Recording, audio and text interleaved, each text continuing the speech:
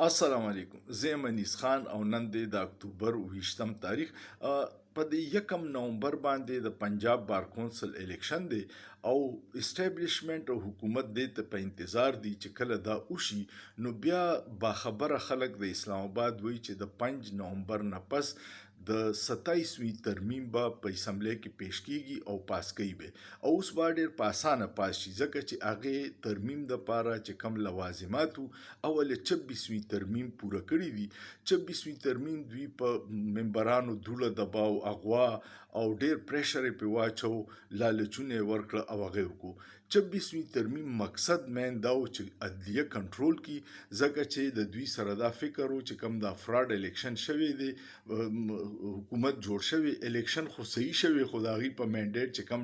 ډاکا اچولې ده کو دا په سپریم کورټ ته راغی کیس نو دا به ټول ښکاره شي او دا فرسوده نظام به دړام سره راپرېوځي. نو هغې کنټرول کولو دپاره بیا آئیني بینچ پکې جوړ شو او آئیني بینچ دا فیصلې ټولې د حکومت په حق کې ورکړې. یو خو د سیویلین په میلیټري کورټ کې ټرایل جایز کو، دویمې د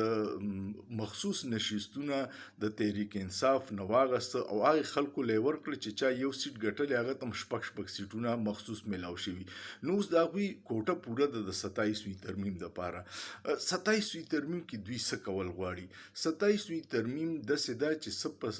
26وي ترمیم کې د عدلیې لږې ډېرې وزرې پاتې دي هغه به ترې کټ کوي. صوبو کې اختیار خپل سیوا کوي. ان اف سی ایوارډ چې دی صوبو له یو خاص فند ورکوي هغه فندونو کې کمې راولي. دویمه دا ده چې یو ترمیم دا کوي چې د های کورټ ججان به بغیر د هغوی د مرضۍ نه چې کم طرف ته غواړي هلته به یې ټرانسفر کولی شي. اوس خو دا په قانون کې دا آئین کې چې ته د هغوی د مرضۍ نه بغیر هغوی نشي ټرانسفر کولی. نو دا صرف مخصوص د یو 15 ججان چې په های کورټ کې دي او کم چې د خط لیکلی او چې په مونږه په دغه کې ایجنسیانې او ایگزیکټیو ډېر مداخلت کوي نو هغوی له اوس سزا دپاره به دا کوي چې بیا به کم جج د میسنګ پرسن یا داسې څه کیسونه اوري او هغې کې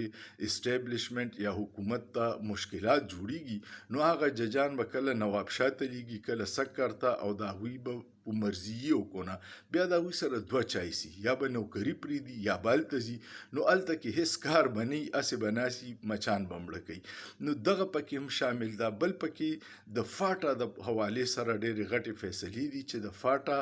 یا ځان له صوبه کوي یا به واپس فاټا کوي او د هغې اختیار د معدنیاتو به وفاق ځان سره کوي چې کم دا صوبایي حکومت مزاحمت کوي چې د وسایل د صوبې په وسایلو به د صوبې د عوام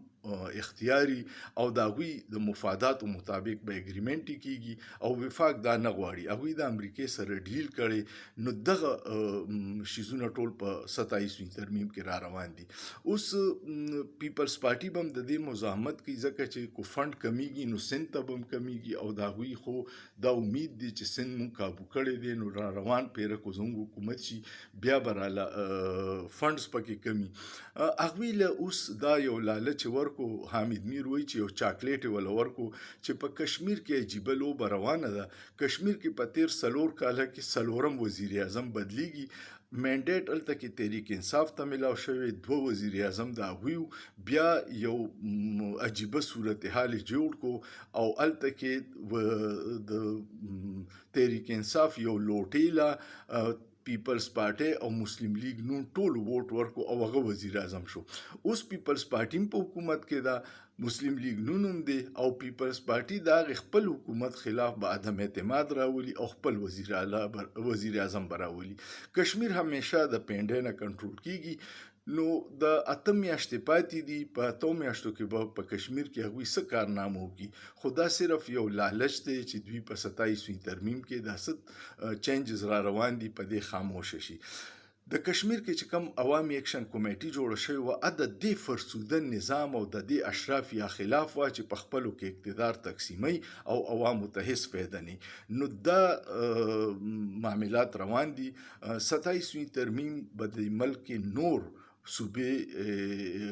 ثبوت نقصان او کله ثبوت نقصان شي نو او وفاق کمزوري کوي چې ته صوبې مضبوطي کې وفاق به مضبوطي کو ته صوبې کمزوري کې نو وفاق به کمزوري کیږي او نقصان به بیا پاکستان ته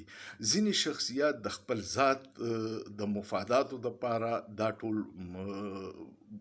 آئین کې تبدیلی کوي خو آئین د 1973 آئین یو متفقه آئین او هغه نه پس چې پای کې څومره تبدیلیان شوي نو هغه وفاق کمزوري کړي د وړو صوبو ګیلې معنی ډېرې شوي دي نو د خدای د پاره داسې ترمیمونه کوي چې د پاکستان او د عوامو د فیدی صوبې پکې مضبوطی شي وفاق مضبوط شي پاکستان ترقی وکړي او د پاکستان د ترقی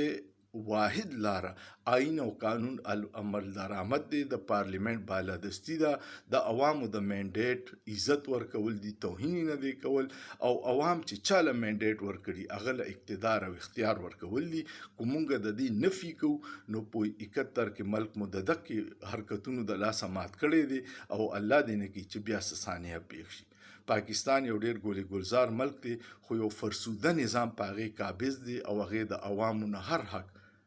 قبضه کړی دی امید لرم چې ویډیو به مو خوښ شي ویډیو کوم خوښ شو کمنټ وکړئ لایک وکړئ شیر وکړئ او سوچ پیو کې په سوچ کې څه ګناه نشته